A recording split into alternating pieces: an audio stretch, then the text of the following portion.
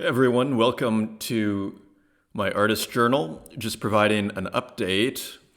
This is a new series I'm doing in order to basically give people a more real flesh and bone version of what I'm doing, because I've come to the conclusion that Instagram and other social media, Twitter, uh, people don't really know who you are. And I think this is true for anybody that, like, if you haven't had your huge success and you're already in the newspapers, and that's about 99.9% of people out there, uh, my thinking, you need to go on video. Otherwise, people are not going to care who you are. You're just another email address. You're just another account. So this is what I've decided to do. And the way I've sort of structured this, I'm sharing this with you in case it's of use to you, is I gather my thoughts on Medium, where I kind of write down the 3 or 4 paragraphs of basically the update of today and what happened yesterday and what I plan to do tomorrow. And that gathers your thoughts, and then you start the video, and here we are. So the latest on me and on the art practice is basically I've started lithography, which is a very for lack of a better word, elite sort of technique. I mean, not many people do lithography, and I'm really excited to do it. This is one of the benefits of moving to Berlin. And here I put some images together here. Actually, and it's spring in Berlin, by the way. It feels like it anyway. Hopefully it sticks. It's about 8 degrees right now. And a high of 4, is it high of 14? It's a great weather, and it's high of 18 next week. Hopefully it all sticks. We had about 3 weeks of snow. And so anyway, so here is Klaus-Peter, who runs the lithography studio at BBK Bethanian in Berlin, downtown Kreuzberg, basically. And Klaus showed me we did a one-time go at doing lithography. So for those who don't know, lithography is drawing onto a stone with basically a grease pencil, and you can sort of see it in this drawing here on there. Just zoom in a bit, and you can also put India ink. I think that's what that is, some kind of ink. And that creates a chemical reaction, and then afterwards you put on gum arabic, and it's a very complicated process, actually. I have no idea how they would have actually figured out how to do this. Apparently it was invented in Bavaria in, I think, like the late 1700s, if I remember correctly. So anyways, so we did this process, and as you can see here, it wasn't very successful in terms of the actual image transferring. There were all sorts of reasons.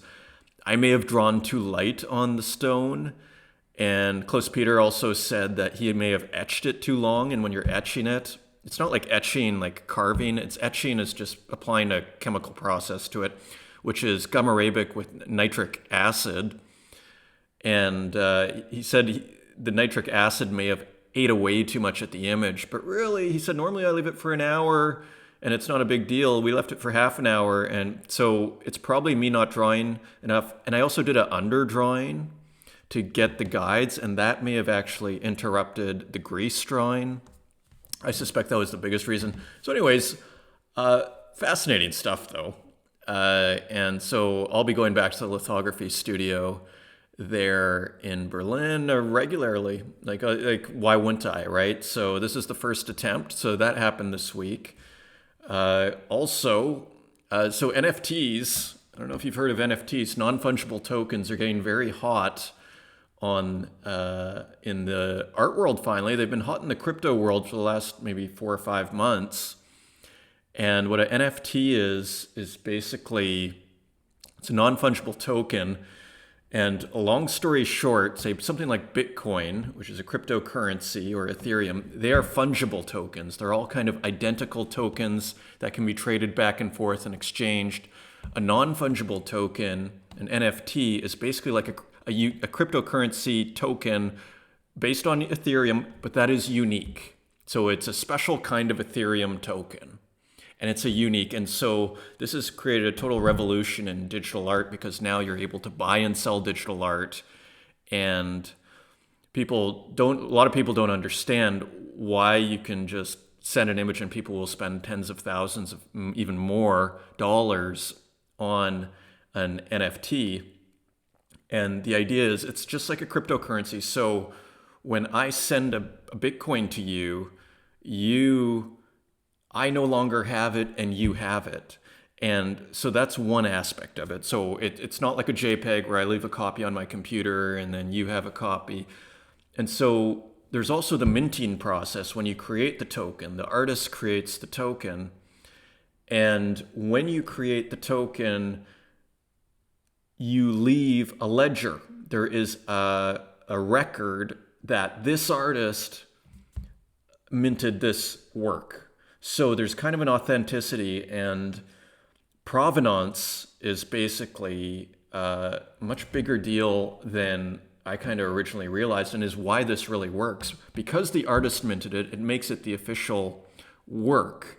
And just like if I said I have a Leonardo over here, nobody would believe me because of the provenance. Well, who, if I had some image, where did that come from, and the whole history of the work and where it was passed down from. And it came from Leonardo 500 years ago when he was in Milan on his way to Paris. Oh, okay, that's for real. So provenance. So that's why this NFT thing works. Now, I had been working on this digital art trading card series that I made on my phone called the Peloponnesian War. There's actually 200 of these images. Here's just a test print that I had done. And what's funny is I was just doing it because I like trading cards, and I thought it was this kind of pop thing. I was going to make a trading card art book, which I'm still planning on doing. And so you can see it sort of divides into 9, right? Just like trading card sheets. And again, I have like 5 or 6 of these big sheets of cards, just like a real trading card series. It's about 220 cards about. So I'm doing test prints on it, and I realized I should release this as an NFT series, because with NFTs, you can also do editions of 10 or editions of 100. And so it's kind of a beautiful thing. I can just make editions of 100, and people could theoretically trade these online, and you could try and get the whole set. Maybe you make some rarer than others. So it's great because me just intuitively wanting to make a trading card thing has kind of clashed with the larger culture, which is really into this crypto thing, which is blowing up, as we all know. They're really into this crypto art sort of trading card stuff. So it's a beautiful marriage. I've been working on this since 2017.